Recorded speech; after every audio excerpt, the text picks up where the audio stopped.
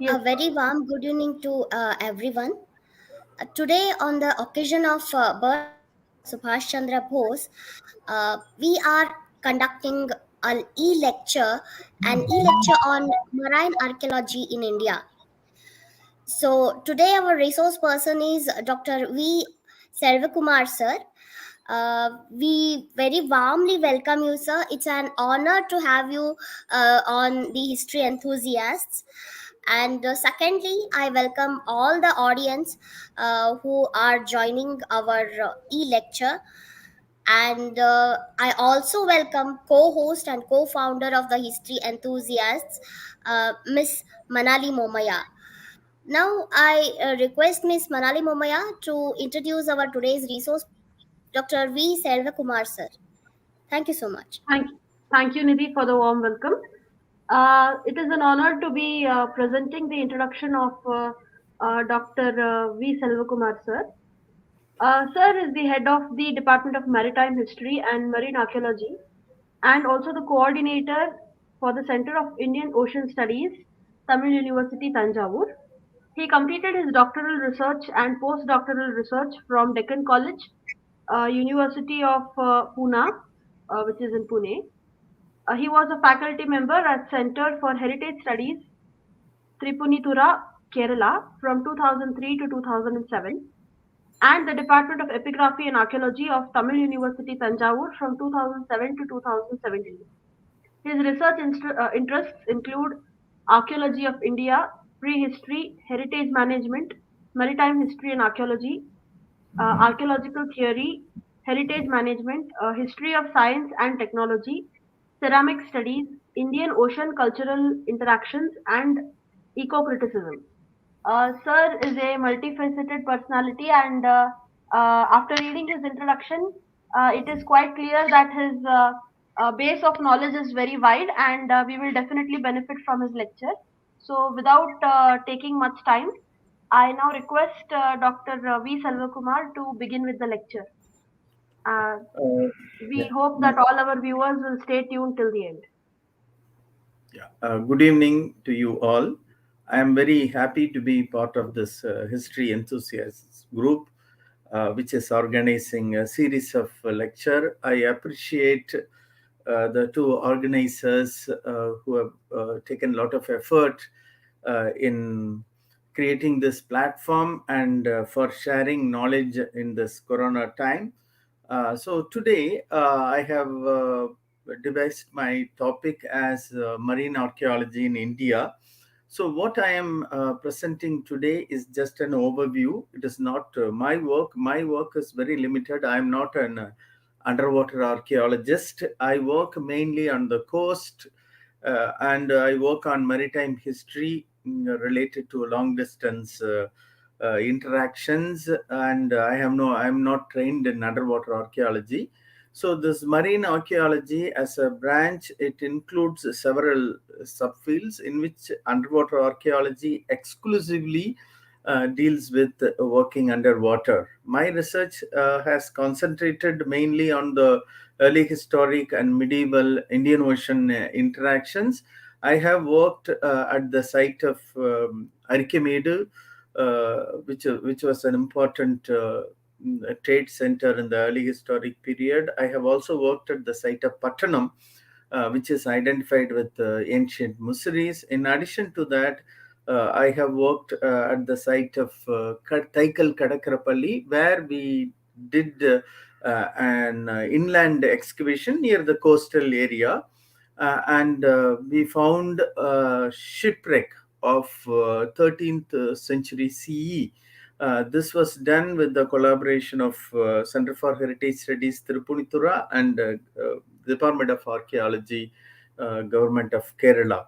And in addition to that, I have been also documenting the traditional watercrafts in Tamil Nadu and Kerala, which is also part of nautical archaeology. We try to understand marine archaeology by documenting living traditions of boat building. So today I'm going to talk about all these aspects, generally about maritime historical aspects, and then I'll come down to marine archaeology and focus the research that has been undertaken in other parts of India on underwater archaeology at sites like Betwarka, and S.R. Rao was the pioneer, and several researchers from NIO, Goa, and Archaeological Survey of India, Dr. Alok Tripathi, and others. They have undertaken a lot of research. I will just present an overview of this and then try to complete everything within, say, 1 hour, within 60 minutes. Now I'll share my PowerPoint presentation. Okay, yes. Um, when we come to this maritime history, it is a very important area of research, which involves the long distance connections and interactions in whole. And we have two important publications. One is by R.K. Mukherjee, A History of Indian Shipping, Maritime Activity from the Earliest Times. This is one important publication. There is another publication by Hornell that was published in the last century, that speaks about traditional Indian ships. These two publications are very important. And also, in the early stages of research, Indians were more obsessed with the interactions with Southeast Asia, and some of these documents related to these interactions have been identified as an Indian ship. You can see this Borobudur ship sculpture. This has been identified an Indian ship. Now scholars have changed the position. And there are two more recent publications. They talk about the archaeology of Indian Ocean world. One is by Himanshu Prabhare, Archaeology of Knowledge Traditions of the Indian Ocean World. Another by Ranabir Chakrabarti, The Pull Towards the Coast and Other Essays. Several researchers have been focusing on these long-term trends in Indian maritime history and interactions.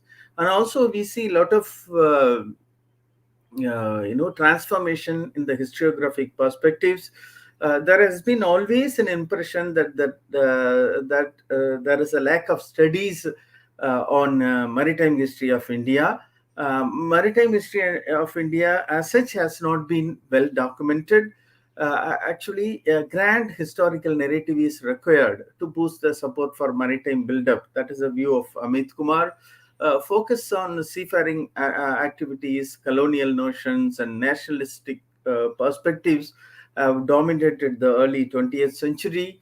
And colonialism, nationalism are two important trends that dominated the research on maritime history in the early part of 20th century. And scholars have started questioning the Eurocentric paradigms and also India-centric Greater India notion and the concept of Indianization in Southeast Asia. And there has been a shift from Indo-Roman trade to Indian Ocean trade. So there are a lot of changes in the conception of Indian Ocean, as well as the themes which are researched in this region. So now there has been a shift towards economic history. And it is here we need to look at the idea of connected histories proposed by Sanjay Subramaniam, because we cannot just distinguish these maritime history from the history of the land. Both are very much interrelated. We cannot just separate. When we talk about this history, maritime history is just one part. Maritime history cannot have existence on its own. It is part of the overall history. We cannot just separate the two. We need to have a holistic perspective. And second, when we work on history, we need to look beyond the national boundaries. These national boundaries of India, Pakistan, or Nepal, these all came into being in a very recent period, maybe within the last 100 years. But when we look at the history, we need to look at it multiple level. That is what I have listed in this particular slide. So we need to study history at the local or micro level, wherein each village uh, becomes part of the study. If you talk about the offsites of archaeologists, they will even mention about the point in which a particular artifact is lying. For example, if a hunter-gatherer goes on searching, and then all of a sudden one of his object falls on the ground, that becomes the point of space of a specific event. For example, a hero stone erected in the spot where a hero was killed, it is a specific point on the space. That is one point. And then we build up the territories or local history or micro history. That is where the village history is very important. Then we have to move on to regional history, micro and macro regions. For example, you cannot study the history of South India in terms of history of Andhra, history of Karnataka, history of Tamil Nadu, and history of Kerala separately. These states evolved in the very recent period. If you want to study the history of Pallavas and Cholas, their connection with the Chalukyas and Rashtrakutas cannot be ignored. So therefore, we need a meta regional history in as South India. And we also need to look at history from a macro region of India or South Asia. And finally, from the global level, we need to think of Afro-Eurasian and Indian Ocean world. So what I am trying to conceive as, Indian Ocean is not an entity by itself, and it is being surrounded by Afro-Eurasian world. So this particular perspective is very important when we talk about Silk Road or Spice Road or these kind of Indo-Roman or India Southeast Asia interactions. They focus only on a narrow aspect. So at different level, we need to work on the history of India. As I said, in this 5, or even we can divide into 7 stages. So only when we work on the history of India at these levels, we'll be able to comprehend the pictures in a holistic manner. So this is the central idea for this particular slide. And coming to this idea of sources, we have a lot of sources. I'll not be listing or talking about. I have listed some of them. I'm not going to elaborate everything. We have Vedas, which refer to boats and Arthasastra, Jataka stories, Periplus, and so many foreign accounts, epigraphical sources, art historic materials, temples, living traditions, intangible traditions, material cultural remains, and archaeological material, mainly marine archaeology, ceramics, settlements, and also port structures and underwater remains. They all contribute for the understanding of this maritime history. And this is the map of Indian Ocean and Afro-Eurasian world, and also the Silk Road as visualized by the Periplus. We can see the connectivity. So we always, I feel, should not forget this particular aspect, how the world was connected. There was nothing of a secluded space at that point of time, because most of the time we are directed by the modern political boundaries. So we need to think beyond and look at the connection. In fact, India's connectivity right from the early times, if you look at Harappan, even prehistoric period, we see a lot of connection in terms of exchange of plant species, and also some of the animals. So India has been a land that was connected by land as well as through the seas, but we are not able to visualize. We sometimes stick to the modern boundary, and it was a connected world that was around that we need to understand. Mainly for the students, I am trying to stress here. So within this Indian Ocean or maritime history and archaeology, there are several themes like Harappan trade and with the West Asian civilization, India Southeast Asia interaction, Indo-Roman trade, and Indian Ocean trade. And it is here sometime we have marginalized the contacts with Africa. And this is one important point I wanted to highlight. Sometimes we tend to focus more on Indo-Roman trade just because the evidence is available. Sometimes this also affects our conceptualization. This is what I am trying to argue, that sometimes we are carried away by the abundance of evidence. Rather, we need to construct a holistic view and look for the elements which may look marginal and they may have had an important role, and try to have the right perspectives. This is what I am arguing here. See, sometimes Silk Road perspective and Spice Road, they may be of very restrictive in nature. So we need to have a holistic approach here. And similarly, marine or underwater archaeology, that constitutes a separate area that brings one aspect of data. So we need to understand this holism, and we should not think that marine or underwater archaeology is everything, because we need to give meanings to the objects and the materials that are found in underwater context, nearby the coast, in the intertidal zones or beyond, in relation to the cultural historical developments on the land. This is something important. Similarly, the coastal ports, the ports on the coast and trade networks, that is also very important. Navigation and nautical archaeology, and most importantly, the fishing communities. If you look at the history of India, we have a very vast and long coastline of more than 6,000 kilometers, and you have innumerable communities who are involved in fishing in the coastal area. They have been active part of these long distance interactions, and their history has not been sufficiently researched. They have been constantly interacting. They have been contributing to the long distance interactions, and they have been working with all kinds of powers, colonial and pre-colonial powers, by offering navigational knowledge and navigational support. And these communities have not been researched sufficiently. So this is another area of research. So coming to the maritime history themes, these are certain themes that we can look into. But today I'm going to primarily focus on the long distance trade and more on marine archaeology. We can look into the traditional conception of landscape and oceanscape. This is very important. We divide these geography into land and ocean from a binary perspectives, but it is much more complex. And how ancient Indians viewed this landscape, this is also very important. And also coastal communities and cultural adaptation along the coast, that is also an important area.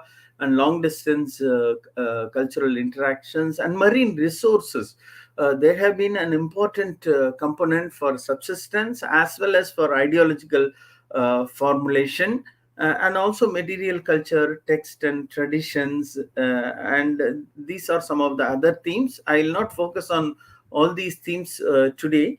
And we also get this concept of coastal landscapes in Tamil literature in Tolkappiyam, like Kurinji, Marudam, Mullai, and this Neidal is particularly related to the coastal landscape. So this is one example how ancient Indians viewed coast as a particular landscape.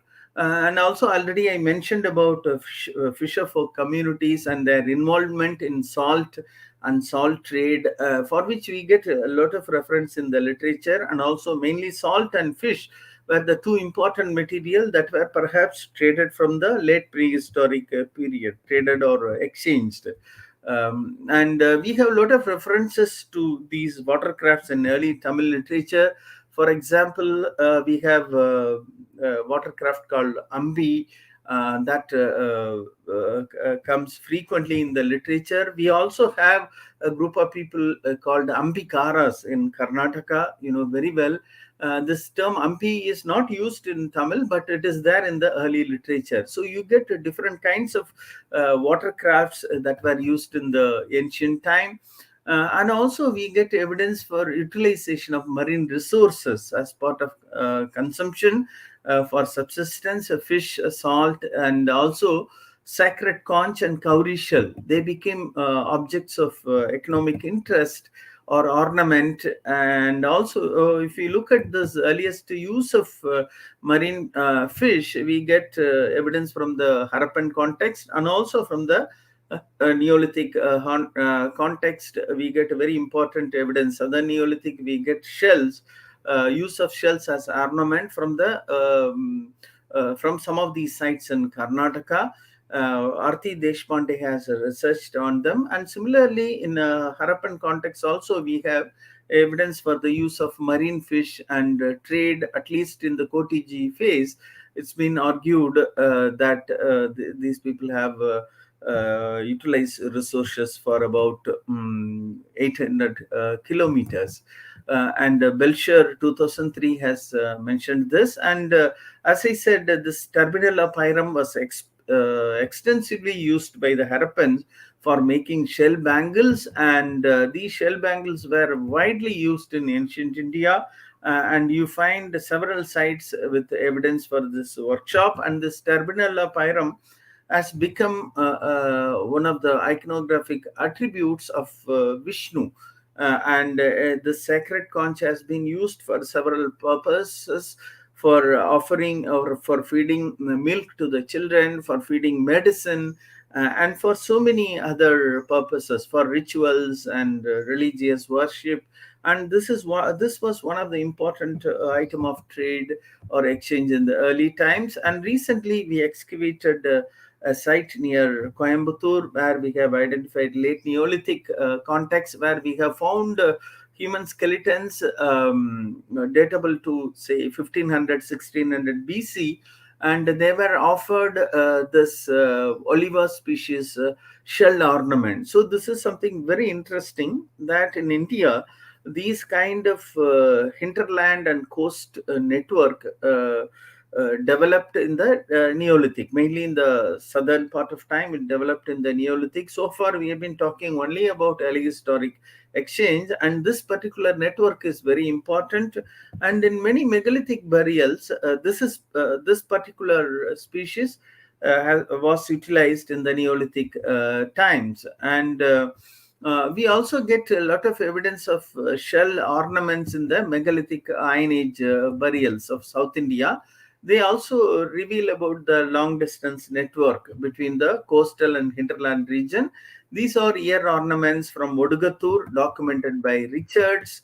And then the site of Sanur has produced several shell ornaments and shell objects, and some of them interestingly are very similar to those used by the communities of Nagaland. So clearly we have evidence of these the interactions between the coastal and hinterland emerging in the early period. If you look at very carefully, you know about the story of Kannappa Nayanar, one of the Saivite saint, and his images, both stone as well as bronze images, are found in Thanjavur region. There is a beautiful image at Thanjavur Art Gallery. There is one in Dharasharam temple. If you look at closely, you can see the ornament of Channavira like ornament made of shell.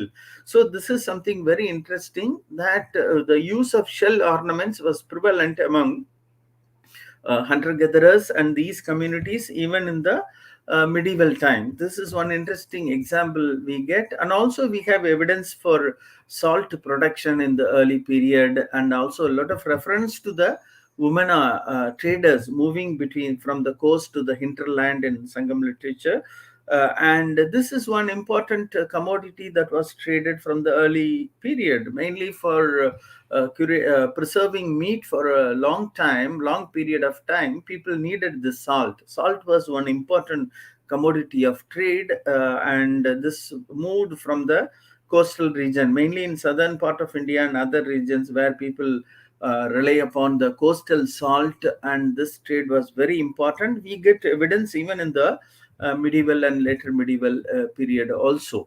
Similarly, this local and long distance trade and navigation was very important, and these people used a lot of materials. Coming to this Harappan culture, we get a lot of evidence for interactions. Already scholars have mentioned about this particular. I'll not go into the detail. We have evidence for ships from the Melugas, present in the key of Sumerian civilization. So, for which we have evidence from the records of Sargon of Akkad, datable to third millennium BC. And this Meluha is identified with Indus civilization. We all know that Indus civilization supplied important raw material and produced and finished goods to the West Asian civilization that contributed to the wealth of these Harappans. That was one of the source of wealth for the prosperities. Therefore, this long distance trade has been an important factor. You can see the location of this Akkad and Dilmun, Magan, and Meluga here in this particular map. So our maritime interaction and connection dates back to the Harappan period. In fact, it was much older, but we get more detailed evidence from this particular period. These are the materials of West Asian origin that has been found here, and also Indian materials. These cornelian beads, they were exported. These kind of beads were very famous with the Harappans, and also some of these jars, they are attributed to the West Asian region. They are found here. So we get all these evidences. This Meluha and cuneiform records very clearly mention about Meluha and the ships from Meluha reaching there.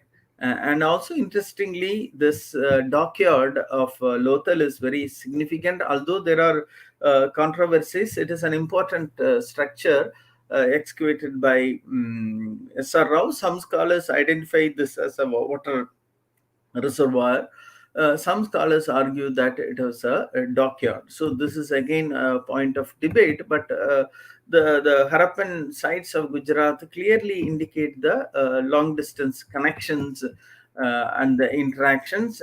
Coming to the Harappan realm, we also get references to illustration of these kind of watercrafts, and there is a beautiful seal displaying a watercraft with two birds. There are also debates on how these Harappans navigated. Some scholars argue that these people moved nearby the coast, because that time they did not have the technology to go across the ocean, and they were using these birds to navigate. Suppose if they miss the coastline, they use them to track the coastline and the land areas. We also get some other seal impressions. There have been also attempts to replicate these watercrafts and try to navigate, and scholars have worked on this particular reed-based watercrafts. And there are also experimental works trying to understand these watercrafts. These are the evidences proposed by S.R. Rao on the navigation activities of the Harappans, and already we saw these seals.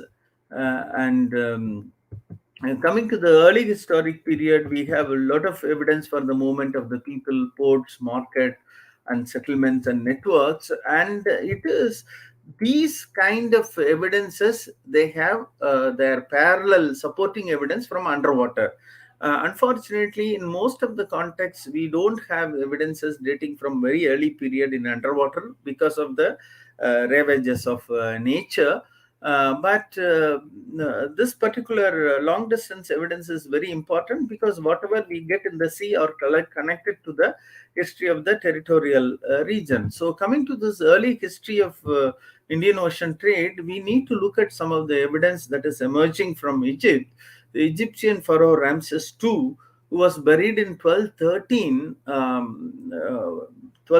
BCE, his mummy had some peppercorns in the nostril, and they are clearly identified as South Indian by some scholars. So this is one earliest evidence for long distance interaction. When it comes to the long distance interactions of South India with the other region, with the Indian Ocean region, we all generally tend to date the earliest interaction to say 3rd century BCE, not more than that, because we have not found enough evidence. But this peppercorn evidence from the mummy of Egypt is very important. This points out the possibility of long distance interaction.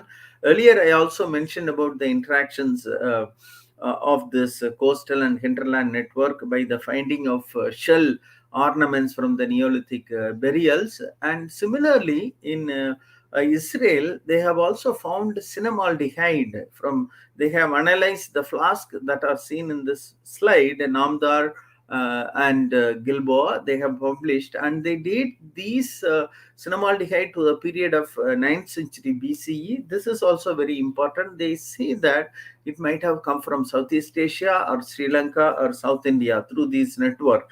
So this is another key piece of evidence. We have a lot of other claims for teak found in King Solomon's palace, and all those are there. So definitely, I think in the first and late 2nd millennium BC, this long distance trade network with South India existed, and we need to identify and excavate the correct sites here. And in the early historic period, we know that we have a lot of evidence, and these ports of southern India and other parts of India, they were very important. Now we will move on to the marine archaeology, more particularly the finds from underwater archaeology, and some of the key samples I'll show here. Marine archaeology, also otherwise known as nautical archaeology, underwater archaeology, focuses on the archaeology of the coastal, intertidal zones and underwater. Coastal, intertidal, and underwater archaeology. And this is one important area of research, and people generally are thrilled to focus on the marine archaeology or maritime archaeology or underwater archaeology. However, it requires a lot of training and effort, and it is a very small field of research, and the employment is very limited. Many of the students are very much interested in marine archaeology, but the job openings are limited. So, if you are aspiring to become a marine archaeologist, it is better to become an archaeologist and take additional qualification. That is easier because finding job exclusively in the marine archaeology area is very difficult. Many students keep asking. Currently, Deccan College is offering a diploma in archaeology and diploma in marine archaeology. I think that can give a good support for understanding marine archaeology and to undertake research. And marine archaeology is offered as a course in many Indian and a few Indian and many foreign universities. Currently, NIO, National Institute of Oceanography, Goa, National Institute of Ocean Technology, Chennai, and Archaeological Survey of India, they undertake marine archaeological research in a limited area. Even marine archaeology, as I said, it requires a lot of investment. Tamil Nadu State Archaeology has undertaken some important research in the area of Kaveri Pumpattinam. Tamil University, we had Professor Adiyaman, who is no more. He was a diver and marine archaeologist. He has undertaken some research. These are some of the institutions focusing on marine archaeology. And Dwaraka, Bet Dwaraka, Somnath, Vijayadurg in Karnataka, Goa, Lakshadweep, Pumbuhar, and Mahabalipuram, the last two clusters of sites are on the east coast, where they have undertaken marine archaeological research. And this particular map shows you the areas where they have undertaken marine archaeological research in India, mainly coastal. And marine archaeological research is highly technical, and we will look into some of the technical aspects here. And this particular image is from SR Rao, and you can see how the site scan sonar survey is undertaken, and how they use airlifting operation, because we cannot understand what is buried. So we need a lot of equipment and also technical support to undertake maritime marine archaeological survey underwater, and also to take excavation. There are a lot of issues because of it is very risky. You cannot stay for a long time underwater. You need a backup ship or a boat to support you, give you oxygen, or give all these provisions, and to so it is a very expensive operation which needs a lot of trained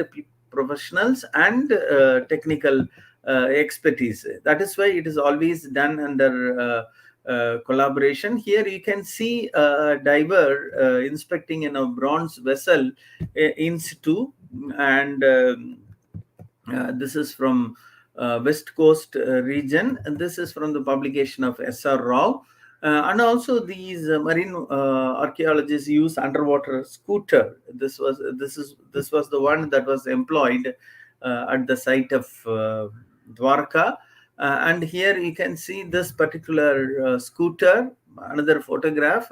It is called Aquaseb. It is a company name that produces this scooter. So this allows you to move into underwater, because you will not be able to walk long distances underwater. This helps you.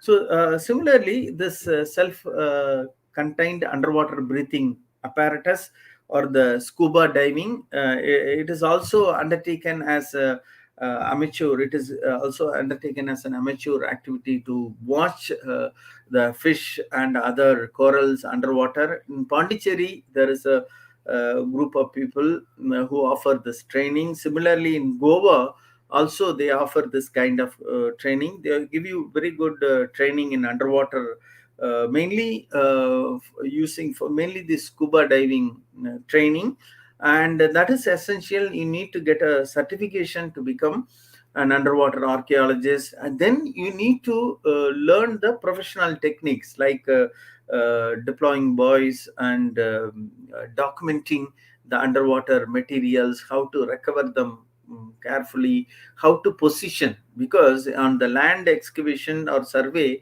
you can easily identify a point, but underwater there will be always movement. So you need to identify the point, and sometimes you may not able to do that. That is why they have a lot of grids, ready-made grids, that are used for documenting underwater archaeological remains. And before undertaking a diving operation, you need to survey. There is no point in diving just anywhere. So you need to undertake a side scan, sonar survey, or echo sounder to understand where exactly these potential sites are there. Only identifying the potential site, you spend your time diving and try to see, actually go and see. So these are the some of the risks involved in underwater archaeological survey. And similarly, as we already saw this underwater scooter and surface demand diving equipment. This is another method of supplying oxygen. In the scuba diving, you take the entire cylinder on your back and move underwater. It could be very difficult. In this case, the oxygen is supplied from the backup ship that gives you oxygen through a tube. So this is another method of supplying oxygen to the divers. And this is a photograph from S.R. Rao, where you can see a diver wearing a wetsuit and mask, ready for diving. This process can be thrilling, but it requires a lot of training. You can see this underwater survey being undertaken, where a diver is trying to remove an object using airlifting. So this is another kind of equipment used for digging. It is known as Kaizen equipment. This was employed mainly. It gives you, it allows you to dig into the water, and this kind of equipment is necessary if you want to excavate. Dwarka actually was excavated by S.R. Rao, who was a pioneer in establishing marine archaeological research in India at NIO Goa. He was with Archaeological Survey of India, and he has written a very important book. And he trained many of the archaeologists like Alok Tripathi, Kaur, Sundaresh, and K. Rajan and Sila Tripathi and several others, and they have been undertaking this research. And S.R. Rao also undertook explorations in Kaveri Pumbuttinam or Pumbugar, which is spoken in Tamil literature. Currently, we are running a program, we are research project on this, a collaborative project trying to document the evidence related to uh, Pumbugar. We are not doing underwater exploration or excavation. We are just documenting all the historical information related to the ancient city of Pumbugar. Similarly, like Dwarka is spoken much in the literature as a city that submerged.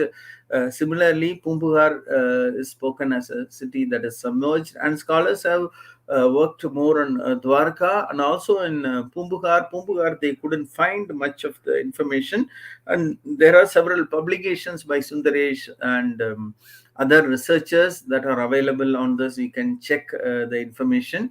And on Dwaraka, Alok Tripathi and S.R. Rao, they have published. In addition to that, Srila Tripathi, Sundaresh, and these people, their publication is available. You can check those materials. So this Dwaraka exploration and research involved excavation on site as well as offshore. And you get a lot of these structures in the onshore excavations. Onshore excavations were also undertaken by Alok Tripathi. The work has been published, his report has been published. And mainly in the underwater context, they have documented several important remains. S.R. Rao has reported in the Bet Dwaraka area, in the land area, some Harappan pottery. In addition to that, they have documented several structures, several brick, several stone structures which are of long walls, and also some of them they are identifying as bastions in the intertidal zones. And you get very detailed information on these structures. For example, this particular structure called structure C is found 600 meter from the temple of Samudra Narayana, and another structure B they have identified in the excavation of S.R. Rao. You get a lot of these structures, some of them in underwater, some of them in the intertidal as well as in the coastal areas. This they have identified as a fortification wall, and very interestingly, they find structures which look like fortification wall, or these wave breaking walls. We don't know, and they are very interesting. And this is an iron anchor that was documented by S.R. Rao at Dwarka. And this is a part of a wooden hull of a wrecked boat, which they have identified at Dwarka. So they have documented a lot of materials at the site of Dwarka, and also they have documented these kind of features. This one is identified as the bastion of a fort. It is possible that there existed some fortification, and similarly they have also identified certain massive enclosure wall. This measures about 558 meter in the peripheral length. This was identified at Bet Dwaraka. So clearly you see a lot of evidence for these kind of activities. And they have also found some cylindrical jar from underwater context, and some more structures. You can see the underwater structures being documented, and documenting underwater structure is a very difficult process. You need to use waterproof ink, and you need to have the training to undertake such documentations very carefully. And these are some of the materials recovered in the later day documentation by Srila Tripathi. So this research is going on since the 1980s, where they have also identified a lot of these Indo-Arabian type of triangular anchors and brick structures in that area. So Srila Tripathi have identified some of these things as jetty. And some of these structures are dated to the late medieval period. They argue that coastal erosion is responsible for this kind of destruction. And also, they have identified a lot of stone anchors. One of the important area material culture related to marine archaeology is stone anchors. We also identified a stone anchor in Kerala. One, we excavated a site called Thaikal Kadakarapalli. Another we identified near Bepur. So in the coastal area, if you undertake survey, you can identify these stone anchors. Dr. Adiyaman has identified 2-3 stone anchors, mainly on the basis of fisher folk. Interestingly, when you undertake this coastal survey, the local fisher folk can be of very useful because they go for fishing regularly. They know the kind of activities or hindrances. They know sometime when they are fishing, they will say that in this area we were fishing, our net got entangled in something underneath. So they can give you a lot of information in mainly recovering these kind of remains. So these people have helped in recovering these kind of materials, and also a lot of dredging is going on. There is another, I have not included all the evidences here. In 2 years back, they were 2 or 3 years back, they were dredging near Kollam in Kerala, where they found a lot of coins, Chinese coins and material, ceramics. So this is something very interesting. Whenever you undertake fieldwork in the coastal area, you are bound to get new material whenever there is some developmental activities. Like in many places in the coast of South India, you can see people are establishing this prawn culture, prawn farms, where they disturb the landscape, or dredging, or sometimes they establish power plants. So these kind of disturbances are bound to bring new material, mainly in the coastal area and marshy area and river mouth. So this is also a very potential area. It is not necessary that we always need to look underwater. Sometimes the intertidal zones and these kind of areas can have a lot of material. Unfortunately, we cannot just go and explore. You need the right kind of tool. Maybe if advanced GPR or LIDAR survey technology is developed, we will be able to understand things which are buried on the landscape. So you get a different type of stone anchors. This one is grapnel anchors of Indo-Arabian type, and also ringstone type anchors are also found. We also get certain shipwrecks in different parts of South Asia. They also tell a lot about these maritime activities and coastal activities. One such shipwreck is Godavaya shipwreck, which has been published by Mutsuch Marana and his team from Sri Lanka. This work was important. It was undertaken by the Sri Lankan underwater archaeologists in collaboration with Australians and others, and NIO also has collaborated with them. And you can see the site of Kodavaya shipwreck site, which is very important and for the early historic research, because it has thrown up some interesting material. This is the Godavaya shipwreck site in southern Sri Lanka. Mainly, Sri Lanka enjoys an important position Indian Ocean. That is why China is very keen to develop their infrastructure, because further the point of Kanyakumari or Kerala, Sri Lanka is located further south, and that is why Sri Lanka was in the very close position to the maritime trade corridor linking West Asia and East Asia. So, of course, India was also a very important region, but Sri Lanka was much closer. Some of the ships sailing directly to South Asia, they went touching Sri Lanka without touching India, because it was much easier for them to move across.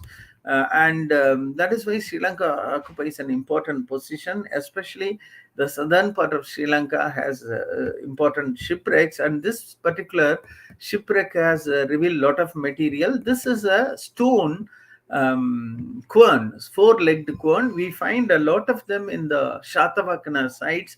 It is also known as Shatavakana quern, and in early historic context, it has been reported many sites in South India, also in Tamil Nadu. Sometimes it has also been reported from the megalithic burials. There is one burial site called Sanur, it's not Sanur, Perumber.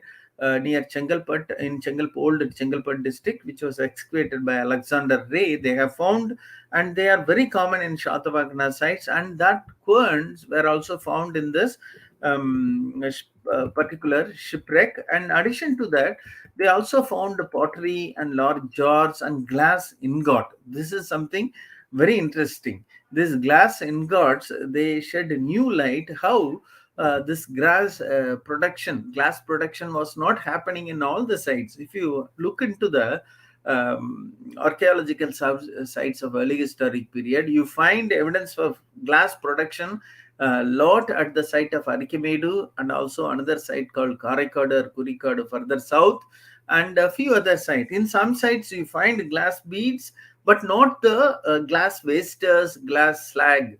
So this glass ingots, what you see on the right hand side in the hemispherical shape are the glass ingots. They have been recovered from the Godavaya shipwreck, and some of the potteries resemble the forms used in Sri Lanka as well as in South India. So it is very interesting that such materials were transported in the shipwreck. So this is one important shipwreck. And in Pumbugar, while they were exploring for the Pumbugar, remains of Pumbugar, ancient town of Pumbugar, they found an interesting shipwreck that is of 18th century. Oh, sorry for the spelling mistake. 18th century shipwreck, and they have found the wooden hull of that, and also they found a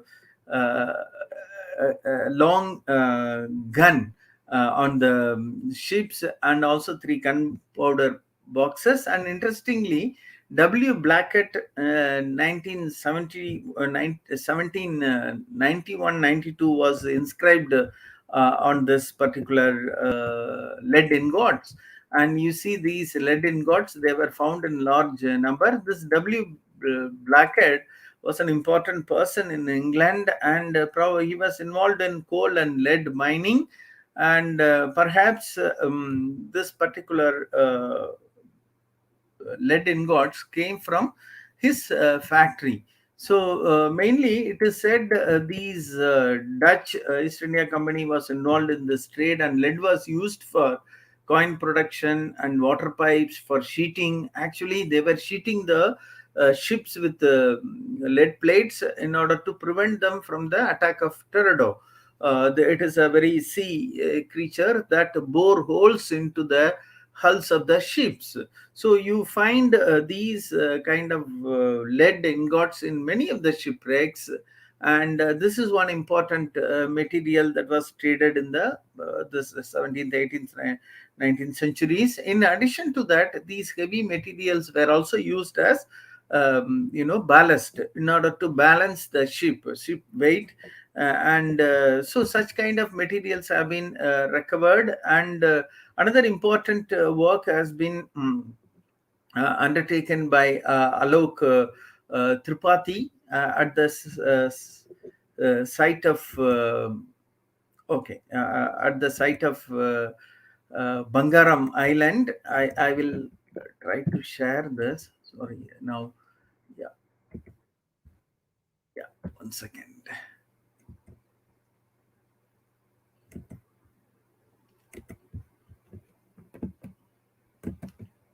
I will try to share. Yeah.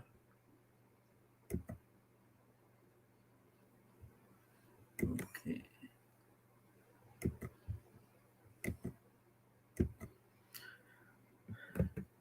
Yeah, I hope you can see this. Okay.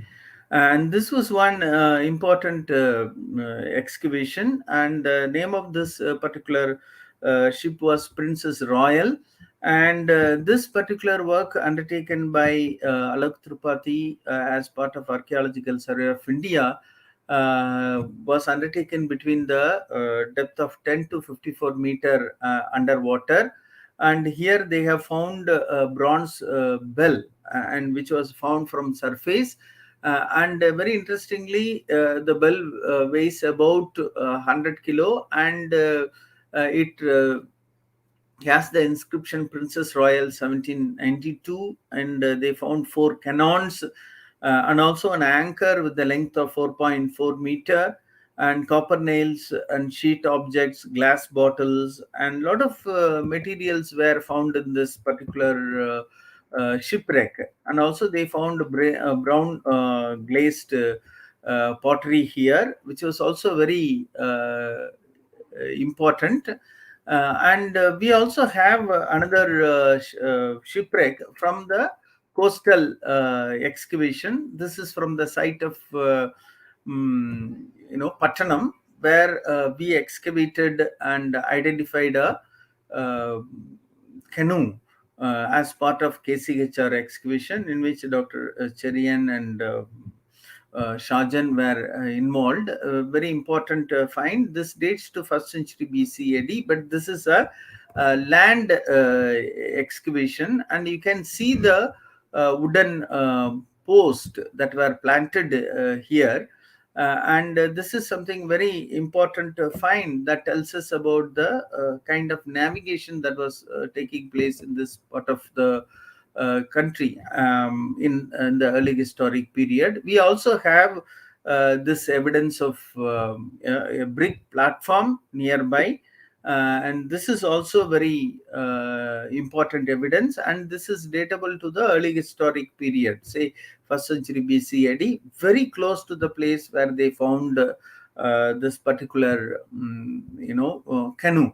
And this is another image of so these are the images. And another important evidence was excavated at the site of Thaikal Kadakrapalli, in which I was also involved. And here they found a waterlogged condition. In a waterlogged condition, they found a medieval boat, which is datable, radiocarbon dated to 13th century CE approximately. An interesting aspect of this particular, this is the site, and you can see the orientation.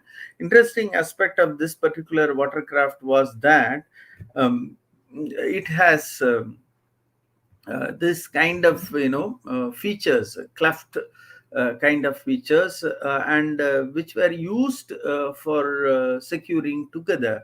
So this is called a cleat, under which they also found a lot of ropes, which is very interesting. And this kind of shipbuilding technology or technique was not known before this excavation. You can see that they have also used iron nails in this particular construction. And these iron nails are indicating a new kind of information, because conventionally it has been reported that iron nails were not preferred for the ships in the medieval times. And this has been often mentioned in the medieval text. Mainly the Yukti Kalpadaru mentions that if these ships with iron nails were used, and they will be attracted by the magnets kind of objects found in the sea. That is why Indians did not use iron nails. We don't know the authenticity of that story, but this particular ship has evidence of iron nail, which is very interesting. And also they have used some kind of technique that is used in Southeast Asia.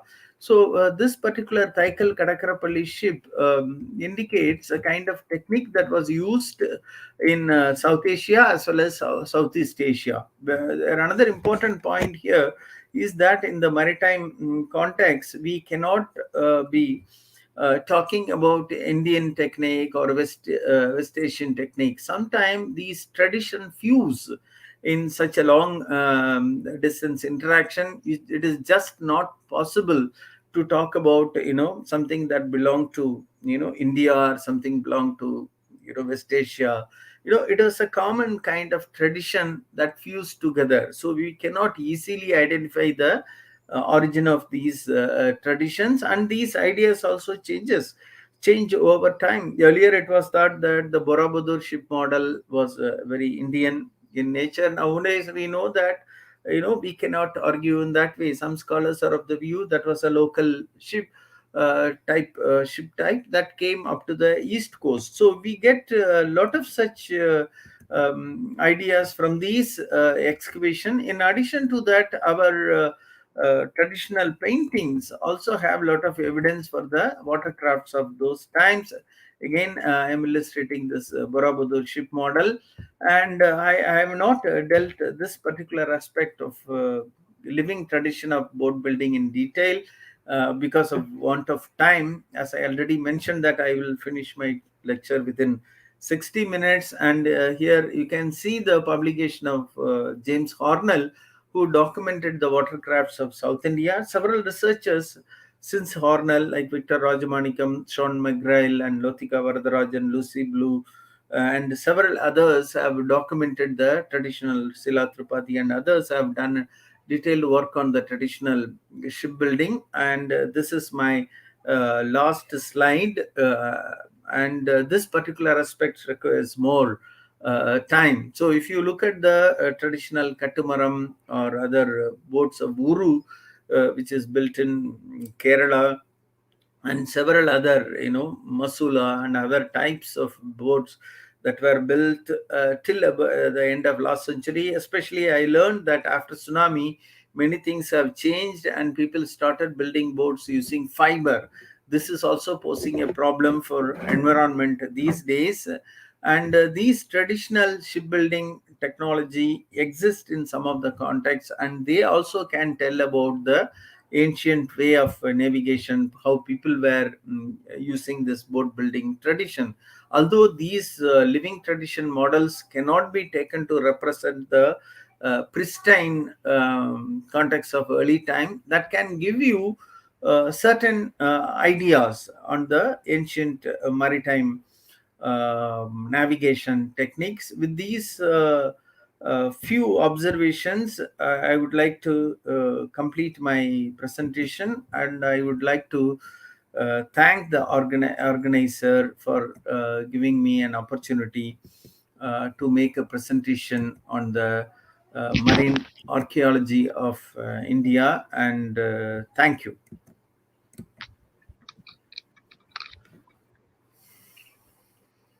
Thank you very much, sir.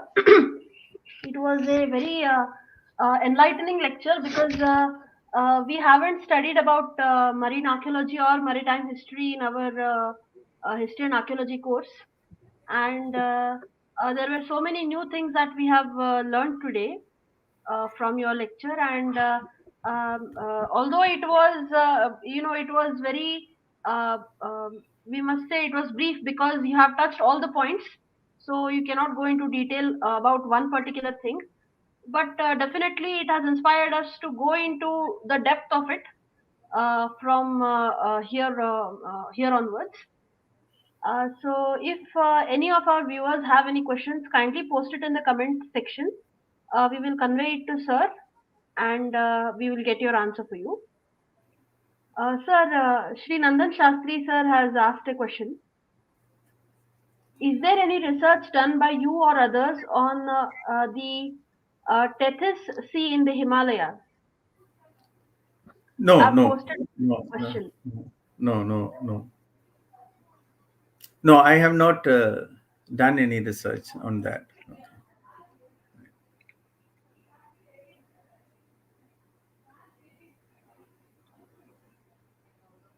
Nidhi, do you want to ask anything? No, actually, it was very wonderful lecture, sir. Like we have not learned marine archaeology in our PG or UG in any course. There is nothing about it in the syllabus. So it was really very enlightening. Thank you so much, sir. Okay, thank you. Sir, if we want to visit any of these underwater archaeological sites, does that also require training? And No, no. I is it think if allowed? you contact, it is better if you go with these people who have explored, because sometimes you may not be able to go because some of them are in the underwater and intertidal zone. For Yes, example, sir. if you go to Kaveri Pumpatinam, some of these sites you cannot see because they have also documented some ring wells. I didn't show all that. They have documented some ring wells in the intertidal zones. Some of these structure which are exposed for a short period of time and they get covered soon. and you may not be able to see. Sometimes you may have to dig to see them. What happens is, recently, the see, every season affects the visibility. If there is so much rain, and sometimes you may not find a lot of materials. Everything gets hidden. That is the thing of surveying in the coastal area. What really happens is, a site, it is said, you can't step into the same rivers twice, like Heraclitus. Twice. Each site is different when you visit again. This is one of the problem. Even I have excavated some sites in the Kaveri Valley, in the Kaveri Delta. So what I realize is, sometime these, even on the land, these early evidence is found 1.5 meter beneath the sediment buildup. So if you see for things on the surface, you will not get it, because everything is under mud. Mainly, the coastal area is very dynamic. Deltoic environment as well as the coastal environment is very dynamic. So you are bound to get Lost these somewhere. kind of waterlogging and sediment, sediment cover over the ancient materials. True, sir. That is an added challenge for marine archaeology, in fact, Yes, yes, that it keeps changing, the landscape keeps changing. yes. Yes, sir. We don't see any more questions in the comment section. There are a lot of congratulatory messages.